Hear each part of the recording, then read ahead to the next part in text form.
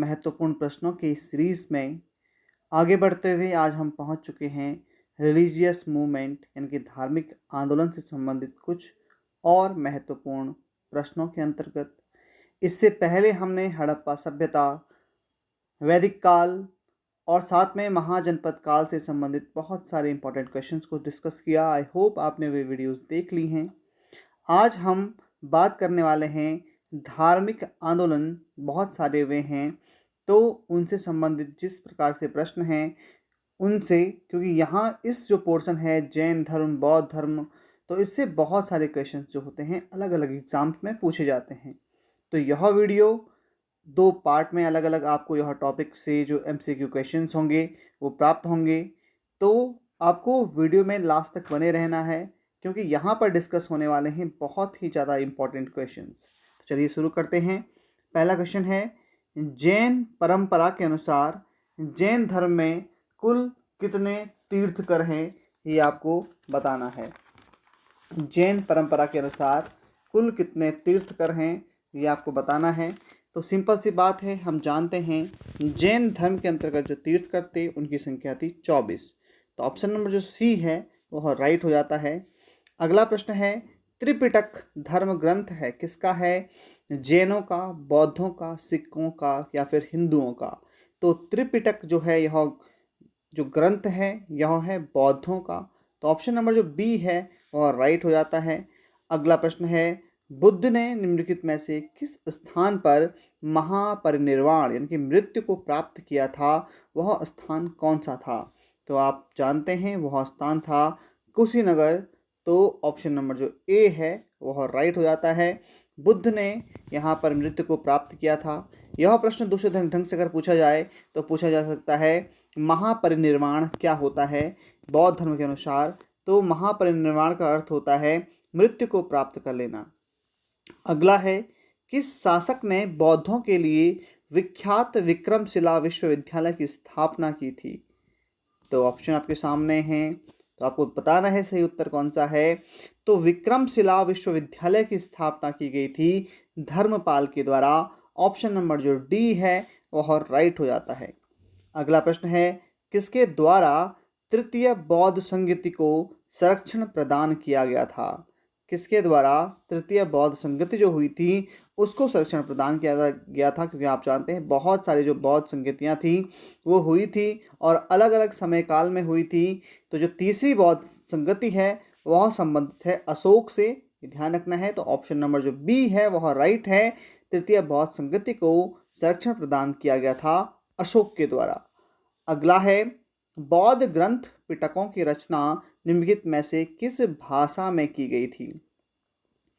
तो पिटक जो थे उनकी स्थापना की गई थी, जो उनकी यहाँ पर रचना है वह की गई थी पाली भाषा में। ऑप्शन नंबर जो सी है राइट है। नेक्स्ट क्वेश्चन है, किस शासक के शासनकाल में नेपाल में बौद्ध धर्म का गमन हुआ था? नेपाल में जो है बौद्ध धर्म किस शासनकाल के शासन में गया था, किस शासक के शासनकाल में गया था? तो यह गया था अशोक के शासनकाल में। ऑप्शन नंबर जो बी है वह राइट हो जाता है। अगला प्रश्न है, सांची क्यों विख्यात है? सांची ऐसा क्या है यहाँ पर? तो यहाँ पर जो है अशोक का सबसे बड़ा जो है स्तंभ है। तो ऑप्शन नंबर जो बी है, सबसे बड़ा जो स्तंभ है बौद्ध स्तूपा है वह सांची में है। तो ऑप्शन नंबर जो बी है वह राइट हो जाता है। अगला है, महावीर का जन्म किस क्षत्रिय गोत्र में हुआ था? थोड़ा सा अलग प्रश्न है। क्षत्रिय गोत्र कौन सा था जिसमें महावीर का जन्म हुआ था? तो इनका जन्म हुआ था जांत्रिक गोत्र में, जांत्रिक। तो ऑप्शन नंबर जो बी है वह राइट है। अगला प्रश्न है, महावीर की माता कौन थी? सामान्य सा प्रश्न है। तो उनकी माता का नाम था त्रिशला, त्रिशला देवी। तो ऑप्शन नंबर जो सी है वह राइट है। महावीर की माता का नाम था त्रिशला। अगला प्रश्न, गौतम बुद्ध द्वारा अपने धर्म में दीक्षित किया जाने वाला अंतिम व्यक्ति निम्नलिखित में से कौन था जिनको कि उनके द्वारा दीक्षा दी गई थी? तो उसका नाम था सुबुद्ध। तो ऑप्शन नंबर जो डी है वह राइट है, क्योंकि ये भी कहा जा सकता है कि गौतम बुद्ध का जो है अंतिम शिष्य कौन था, तो था सुबुद्ध। अगला है, प्राचीनतम विश्वविद्यालय कौन था? तो नालंदा विश्वविद्यालय सबसे प्राचीनतम विश्वविद्यालय है। तो ऑप्शन नंबर जो सी है वह राइट है। नालंदा विश्वविद्यालय। अगला प्रश्न है, किस भाषा का ज़्यादा प्रयोग बौद्धवाद के प्रचार के लिए किया गया था? तो पाली भाषा संबंधित है, बौद्ध से इसको आपको रिलेट कर लेना है। तो बौद्ध धर्म का जो प्रचार प्रसार हुआ था वह ज़्यादातर पाली भाषा में ही हुआ था। तो ऑप्शन नंबर जो सी है वह राइट है। अगला प्रश्न है, महावीर की मृत्यु कहाँ हुई थी? तो महावीर की मृत्यु हुई थी पावापुरी नामक स्थान पर। तो ऑप्शन नंबर जो डी है वह राइट है। महावीर की मृत्यु जो है वह हुई है पावापुरी स्थान पर। जैन धर्म के प्रवर्तक इनको माना जाता है। अगला है, जैनियों के पहले तीर्थकर कौन थे? तो जैनियों के यानी जैन धर्म के प्रथम तीर्थकर कौन थे? तो उनका नाम था ऋषभदेव। तो ऑप्शन नंबर जो डी है वह राइट है। ऋषभदेव जो थे वो थे जैनियों के प्रथम तीर्थकर।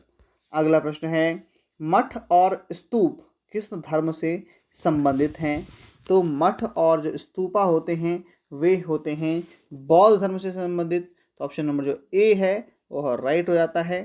अगला प्रश्न है, बौद्ध धर्म एवं जैन धर्म दोनों के उपदेश किसके शासनकाल में दिए गए थे? तो ये बिंबिसार के शासनकाल में दिए गए थे उपदेश जो हैं बौद्ध धर्म और जैन धर्म के। ऑप्शन नंबर जो ए है वह राइट है। नेक्स्ट क्वेश्चन है, गौतम बुद्ध ने अपना प्रथम उपदेश कहाँ दिया था? तो सारनाथ में गौतम बुद्ध ने अपना प्रथम उपदेश दिया था। तो ऑप्शन नंबर जो सी है वह राइट हो जाता है। नेक्स्ट क्वेश्चन है बहुत ही इम्पोर्टेंट एग्जाम के लिए, तो बौद्ध धर्म ग्रहण करने वाली पहली महिला कौन थी? तो उनका नाम था प्रजापति गौतमी। तो ऑप्शन नंबर जो सी है वह राइट है, प्रजापति गौतमी। अगला प्रश्न है कि बौद्ध गया स्थित है, ये बौद्ध गया कहाँ स्थित है? तो ये वर्तमान में बिहार में स्थित है। तो ऑप्शन नंबर जो सी है वह राइट हो जाता है। आपके लिए एक छोटा सा प्रश्न है, आपको मुझे बताना है कि जो ये प्रजापति गौतमी थी ये कौन थी, इनके बारे में आप क्या जानते हैं? तो ये आपको मुझे बताना है कमेंट बॉक्स में। अगला प्रश्न है, जातक किसका ग्रंथ है? जातक जो है वह ग्रंथ है बौद्ध धर्म का। तो ऑप्शन नंबर जो सी है वह राइट है। अगला प्रश्न है, सिद्धार्थ बुद्ध को ज्ञान प्राप्ति कहाँ हुई थी? जब गौतम बुद्ध थे उनको जो है ज्ञान की प्राप्ति कहाँ हुई थी? तो इनको गया में जो है वह ज्ञान की प्राप्ति हुई थी। तो इनसे संबंधित जो स्थान हैं वो हमको ध्यान रखने हैं, ये भी काफ़ी इम्पॉर्टेंट हैं क्योंकि हमको पूछा जा सकता है अलग अलग तरीके से। तो यहाँ पर जिससे भी संबंधित, जिस स्थान से भी संबंधित गौतम बुद्ध या महावीर हैं, तो इन प्रश्नों को हमको याद कर लेना है क्योंकि आप जानते हैं बहुत सारा पोर्शन जो है इसी जो है पोर्शन से आता है, धार्मिक आंदोलन से संबंधित। सारनाथ में बुद्ध का प्रथम प्रवचन कहलाता है, तो उसे कहते हैं धर्म चक्र प्रवर्तन। ऑप्शन नंबर डी है वह राइट है। अगला है, बौद्ध धर्म ने समाज के निम्न वर्गों पर महत्वपूर्ण प्रभाव डाला, तो वे कौन कौन से वर्ग थे? तो वे वर्ग थे महिला और शूद्र। तो इन पर जो है बौद्ध धर्म ने बहुत ही ज़्यादा है महत्वपूर्ण प्रभाव डाला। अगला है, बुद्ध के ग्रह त्याग का प्रतीक क्या है? तो घोड़ा जो है बुद्ध के ग्रह त्याग का प्रतीक है। ऑप्शन नंबर ए बिल्कुल सही है। अगला है, गौतम बुद्ध द्वारा भिक्षुणी संघ की स्थापना कहाँ की गई थी? ये आपको बताना है। तो वैशाली में गौतम बुद्ध के द्वारा भिक्षुणी संघ की स्थापना की गई थी। नेक्स्ट क्वेश्चन है, सर्वप्रथम शून्यवाद, शून्यता का सिद्धांत जो है इसका प्रतिपादन करने वाले बौद्ध दार्शनिक कौन थे? तो उनका नाम था नागार्जुन। ऑप्शन नंबर जो सी है वह सही होता है, शून्यता का सिद्धांत उन्होंने दिया था। अगला है, महावीर का मूल नाम क्या था? तो महावीर का मूल नाम था वर्धमान। ऑप्शन नंबर जो सी है वह राइट है। अगला प्रश्न है, किसे एशिया की रोशनी, द लाइट ऑफ एशिया कहा जाता है? ऑप्शन आपके सामने हैं। तो जो लाइट ऑफ एशिया कहा जाता है वो कहा जाता है गौतम बुद्ध को। ऑप्शन नंबर जो बी है वह राइट हो जाता है। अगला प्रश्न है, दिलवाड़ा के जैन मंदिरों का निर्माण किसने करवाया था? तो दिलवाड़ा के जो जैन मंदिर हैं उनका निर्माण करवाया था चालुक्यों ने और सोलंकियों ने। ऑप्शन नंबर जो सी है वह राइट है। अगला प्रश्न है, नागार्जुन कौन था? ये नागार्जुन कौन था? तो ये एक बौद्ध धर्म का दार्शनिक था। अभी इससे रिलेटेड एक क्वेश्चन आया था, तो ऑप्शन नंबर जो डी है यहाँ पर राइट हो जाता है। नेक्स्ट क्वेश्चन है, जैन परंपरा के अनुसार महावीर कौन से तीर्थकर थे? तो 24वें तीर्थकर थे महावीर। ऑप्शन नंबर जो डी है वह सही है। अगला है, जैन धर्म का आधारभूत बिंदु क्या है? तो जैन धर्म का आधारभूत बिंदु है अहिंसा। ऑप्शन नंबर जो सी है वह राइट है। अगला प्रश्न है, जियो और जीने दो यह किसने कहा था? जियो और जीने दो ये कहा था महावीर स्वामी ने। ऑप्शन नंबर जो ए है वह राइट है। अगला प्रश्न है, तीर्थकरों के क्रम में अंतिम कौन थे? तो तीर्थकरों के क्रम में जो है अंतिम जो थे वो महावीर ही थे। तो डी जो है सही है। अगला है, जैन धर्म में पूर्ण ज्ञान के लिए क्या शब्द है? तो वह है कैवल्य। कैवल्य तक जो है वहाँ पर उसे रहना पड़ता था। तो जैन धर्म में जो पूर्ण ज्ञान के लिए शब्द है वह है कैवल्य। अगला है, महावीर स्वामी का जन्म कहाँ हुआ था? तो महावीर स्वामी का जन्म हुआ था कुंडग्राम में। ऑप्शन नंबर जो ए है वह राइट है। अगला प्रश्न है, कनिष्क के शासनकाल में चतुर्थ बौद्ध संगीति ये जो है कहाँ पर आयोजित की गई थी? या वो बताना है चौथी जो बौद्ध संगीत थी वह किस स्थान पर आयोजित की गई थी, और उस समय जो है कनिष्क का शासनकाल था। तो इसका जो राइट आंसर है वह है Kundalvan Kashmir. Option number C right हो जाता है। अगला है, तृतीय बौद्ध संगीति कहाँ आयोजित की गई? तो तृतीय बौद्ध संगीति जो है वह पाटलिपुत्र में ही आयोजित की गई थी, और हमने कुछ टाइम पहले इस क्वेश्चन को डिस्कस किया था। आपको बताना है इस समय जो है यहाँ पर जो है राजा कौन था पाटलिपुत्र में, जिसने कि तृतीय बौद्ध संगीति को क्या दिया था? सपोर्ट किया था। अगला है, अशोक के शासनकाल में बौद्ध संगीति किस नगर में आयोजित की गई थी? थोड़ा घुमा करके प्रश्न को पूछा गया है, तो फिर से वही पाटलिपुत्र में जो है आयोजित की गई थी बौद्ध संगीति। अगला प्रश्न है, निम्नलिखित में कौन सी बात बौद्ध धर्म तथा जैन धर्म में समान नहीं है, जो इन दोनों में भेद करती है? तो वह है आत्मदमन, यानी कि आत्मा को खुद ही मृत्यु को प्राप्त हो जाना। तो ये किस में, अभी इन दोनों में जो है इसमें सिमिलरिटीज नहीं है। तो ऑप्शन नंबर जो सी है वह सही है। अगला है, निम्नलिखित में से किस नगर में प्रथम बौद्ध संगीति यानी कि सभा का आयोजित किया गया था? पहली जो थी तो वह की गई थी राजगृह में। ऑप्शन नंबर जो सी है वह राइट है। अगला प्रश्न है, बुद्ध के जीवन की 4 महत्वपूर्ण घटनाओं और उनसे संबंधित 4 स्थानों का नीचे उल्लेख किया गया है। आपको स्तंभ 1 और स्तंभ 2 को मिलाना है। तो इसमें जो है इनका जन्म जो है कहाँ हुआ था? तो इनका जन्म हुआ था लुम्बिनी में, ये आप जानते हैं। तो पहले का थर्ड हो गया। इसी प्रकार से इन्होंने ज्ञान की प्राप्ति कहाँ की थी? तो इन्होंने ज्ञान की प्राप्ति की थी बौद्ध गया में। तो ऑप्शन नंबर जो यहाँ पे बी का दूसरा हो जाता है। अब हमको देखने की ज़रूरत नहीं है, पहले का तीसरा हो गया, बी का दूसरा हो गया। तो ऑप्शन नंबर जो सी है वह राइट हो रहा है। इसका अर्थ है सी, यानी कि पहला जो प्रवचन है उन्होंने दिया था कहाँ पर? सारनाथ में, और इनका निधन कहाँ हुआ था? वह हुआ था कुशीनगर में। तो सिंपली आप याद रख सकते हैं, जन्म हुआ था लुम्बिनी में, ज्ञान प्राप्ति हुई थी बौद्ध गया में, पहला प्रवचन दिया था सारनाथ में, और मृत्यु हो गई थी कुशीनगर में। तो ये 4 जो है ऑप्शन आप याद भी रख सकते हैं।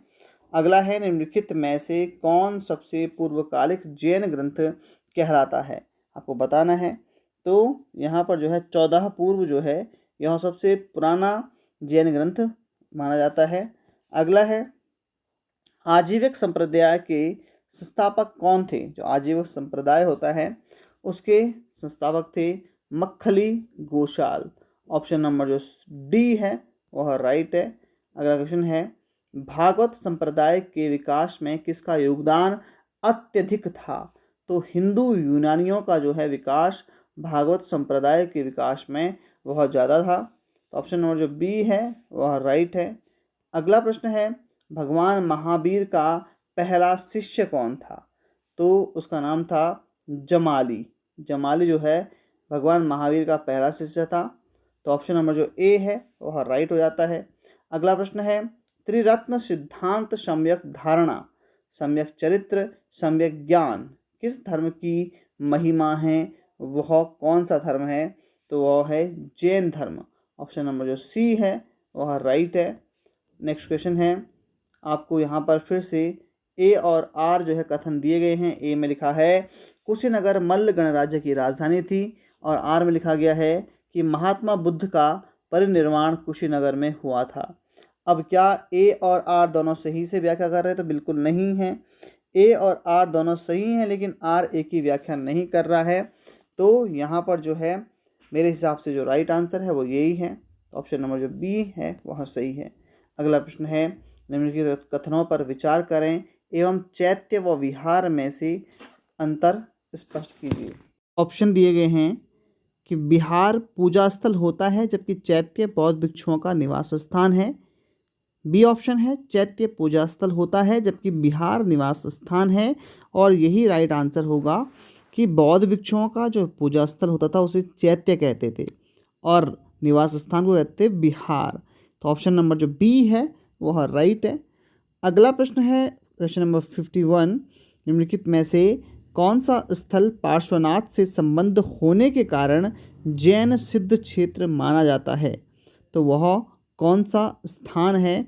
तो वह है सम्मेद शिखर। तो ऑप्शन नंबर जो सी है वह राइट है, सम्मेद शिखर। अगला प्रश्न है, बुद्ध की मृत्यु के बाद प्रथम बौद्ध संगीत की अध्यक्षता किसने की? तो महाकश्यप नामक जो व्यक्ति है उसने बुद्ध की मृत्यु के बाद बौद्ध संगीति है उसकी अध्यक्षता की थी। तो ऑप्शन नंबर जो ए है वह राइट है।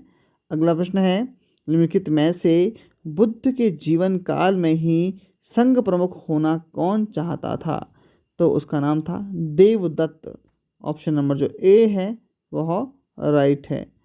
अगला प्रश्न है, हेलियोडोरस का वेशनगर अभिलेख संदर्भित है, यह किससे संबंधित है? तो यह जो है संकर्षण तथा वासुदेव, प्रद्युमन या फिर बहुत सारे, लेकिन यहाँ पर जो है यह सिर्फ और सिर्फ संबंधित है वासुदेव से। तो ऑप्शन नंबर जो डी है वह राइट है, हेलियोडोरस का वेशनगर अभिलेख। तो यह संबंधित है सिर्फ वासुदेव से। अगला प्रश्न है, बौद्ध धर्म के विषय में कौन से कथन सही हैं? उसने वर्ण एवं जाति को अस्वीकार नहीं किया, उसने ब्राह्मण वर्ग की सर्वोच्च सामाजिक कोटि को चुनौती दी, उसने कुछ एक शिल्पों को ही हीन एवं निम्न माना। तो यहाँ पर जो है कौन सा सही होगा? तो ये बिल्कुल सी जो है, पहला दूसरा तीसरा पॉइंट जो है यहाँ पर राइट हो जाता है। तो ऑप्शन नंबर सी बिल्कुल सही हो गया। अगले प्रश्न पर पढ़ते हैं। अगला प्रश्न क्या है, वासुदेव कृष्ण की पूजा सर्वप्रथम किसने प्रारंभ की? तो वासुदेव कृष्ण की जो पूजा है वह सबसे पहले सातवतों ने प्रारंभ की थी। तो ऑप्शन नंबर ए जो है वह राइट है। अगला प्रश्न है, निम्नलिखित में से 4 स्थानों में हुई बौद्ध संगीतियों का सही काल क्रम जो है हमको नीचे चुनना है, और यहाँ पर दी गई हैं वैशाली, राजगृह, कुंडलवन एवं पाटलिपुत्र। तो जो है इसका जो सही आंसर है वह क्या है? तो वो है आपका ऑप्शन नंबर डी, यानी कि सबसे पहले जो है वह है राजगृह। राजगृह में हुआ था पहला बौद्ध संगति। उसके बाद जो है वैशाली, फिर है पाटलिपुत्र और फिर है कुंडलवन। ऑप्शन नंबर जो डी है वह राइट है। अगला प्रश्न है, गौतम बुद्ध ने अपनी मृत्यु के उपरांत बौद्ध संघ के नेतृत्व के लिए किसे नामित किया था? तो नामित किया था किसी को भी नहीं। गौतम बुद्ध को किसी ने नहीं कहा था कि गौतम बुद्ध के द्वारा किसी को नहीं कहा गया था कि उनकी मृत्यु के बाद जो है बौद्ध संघ का वह नेतृत्व करेगा। तो ऑप्शन नंबर जो डी है वह राइट है। अगला प्रश्न है, शादवाद सिद्धांत क्या है? शादवाद सिद्धांत क्या है? तो यह किससे संबंधित है? तो यह जैन धर्म से संबंधित है। ऑप्शन नंबर जो सी है वह राइट होगा। अगला प्रश्न है, गौतम बुद्ध का जन्म कब हुआ? तो 563 ईसा पूर्व माना जाता है गौतम बुद्ध का जन्म। अगला प्रश्न है, बौद्ध शिक्षा का केंद्र कौन सा था? तो विक्रमशिला जो है वह बौद्ध शिक्षा का केंद्र हुआ करती थी। भारत में सबसे बड़ा बौद्ध स्तूप कहाँ है? तो भारत में सबसे बड़ा बौद्ध स्तूप जो है वह कहाँ पर है? तो वह है सांची में, सांची का स्तूप जो है और सबसे बड़ा स्तूप है। तो ऑप्शन नंबर जो बी है वह राइट है। अगला है, निम्न में से किस ग्रंथ में सर्वप्रथम देवकी के पुत्र कृष्ण का वर्णन किया गया है? तो वह छांदोग्य में जो है, छांदोग्य उपनिषद जो है वहाँ पर सर्वप्रथम देवकी के पुत्र कृष्ण का वर्णन किया गया है। अगला प्रश्न है, जैन समुदाय में प्रथम विभाजन के श्वेतांबर संप्रदाय के मनसाप से क्या हुआ था? तो यह किसके द्वारा हुआ था? यह हुआ था स्थूलभद्र। तो ऑप्शन नंबर जो ए है वह राइट है। अगला प्रश्न है, भारत में सबसे प्राचीन विहार कौन सा है? तो भारत में सबसे प्राचीन विहार जो बिहार है वह है नालंदा। तो ऑप्शन नंबर जो ए है वह राइट है। अगले प्रश्न पर बढ़ते हैं। अगला प्रश्न है, प्रथम जैन महासभा का आयोजन कहाँ हुआ था? तो पहली जो महाजैन सभा हुई थी तो वह हुई थी पाटलिपुत्र में। तो पहला ऑप्शन जो है वह राइट हो जाता है। अगला प्रश्न है, द्वितीय जैन सभा का आयोजन कहाँ हुआ था? तो द्वितीय जैन सभा जो है वह हुई थी वल्लभी में। तो ऑप्शन नंबर जो बी है वह राइट है। नेक्स्ट क्वेश्चन है, जैन साहित्य का संकलन किस भाषा व लिपि में है? तो ये आपको बताना है जैन साहित्य के लिए। तो जैन साहित्य जो है प्राकृत व अर्धमागधी जो है भाषा में है। तो ऑप्शन नंबर जो बी है वह राइट है। अगला प्रश्न है, निम्नलिखित में से कौन सा एक अन्य तीनों के समकालीन नहीं था? ये आपको बताना है। तो यहाँ पर दिए गए हैं बिंबिसार, गौतम बुद्ध, मिलिंद, प्रसेनजीत। तो इनमें से लगता है कि जो मिलिंद है वह जो है इन तीनों के समकालीन नहीं था। तो ऑप्शन नंबर जो सी है वह राइट है। अब बढ़ते हैं अंतिम प्रश्न की तरफ। तो निम्न कथनों पर विचार कीजिए। वर्धमान महावीर की माता लिच्छवी के नरेश चेटक की पुत्री थी। दूसरा है, गौतम बुद्ध की माता जो है वो कौलीय राजवंश की राजकुमारी थी। तीसरा है, 23वें तीर्थकर पार्श्वनाथ बनारस के थे। इन कथनों में से कौन सा सही है और कौन सा गलत है ये आपको बताना है। तो जो है सेकंड एंड थर्ड यानी कि ऑप्शन नंबर जो सी है वह जो है यहाँ पर सही है, यानी कि गौतम बुद्ध की माता कौलीय राजवंश की राजकुमारी थी और साथ में 23वें तीर्थकर पार्श्वनाथ बनारस के थे। तो यहाँ पर जो है ऑप्शन नंबर जो सी है वह राइट है। तो इस प्रकार से जो है आप भी इनको चेक कर सकते हैं। तो यहाँ पर हमने 70 क्वेश्चन इस सीरीज़ के डिस्कस कर लिए हैं। इसके बाद भी अभी बहुत सारे क्वेश्चन इस टॉपिक पे बचे हुए हैं जहाँ पर हमने बौद्ध धर्म तथा जैन धर्म से संबंधित बहुत सारी चीज़ों को डिस्कस करना है। तो दोस्तों आपको बताना है आपको ये वीडियो कैसी लगी, कमेंट करके आपको बताना है। अगर आपको अच्छी लगती है तो वीडियो को लाइक करना है। तो मिलते हैं दोस्तों नेक्स्ट वीडियो में। तब तक के लिए अपना ख्याल रखिए, सुरक्षित रहिए। जय हिंद, जय भारत, जय उत्तराखंड।